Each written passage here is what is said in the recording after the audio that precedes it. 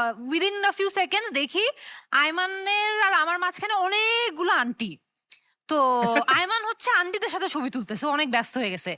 So আমার তো তখন মানে আমি তখন আমার লেহেঙ্গার ওজন হচ্ছে আমার থেকেও বেশি। সো আমার বারবার উঠতে বসতে কষ্ট। আমি দেখি যে বা আন্টিদের সাথে তো ভালোই এনজয় করতেছো। আমি তখন পালাইছি পিছনে গ্রিন রুমে।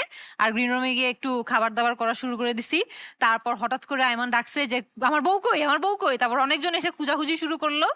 হ্যাড টু গো ব্যাক আরে, আনফরচুনেটলি। মানে what a story! এটা আসলে স্টোরিটাকে ২ ভাবে দেখা যায়। একটা হচ্ছে যে এত মানুষের ভালোবাসা, সামটাইমস আন্টিদের ভালোবাসা। আর ওই So- সময় ও মুজের অনেক রেগে ছিল, সো ওর যেহেতু এটা অনেক ভার অনেক ছিল, সো সেলফি টেলফি তোলার সময় অনেক মানুষ হয়ে গেছিল, তো একবার ভুল করে ওর লেহেঙ্গার উপর আমার পা পড়ছে।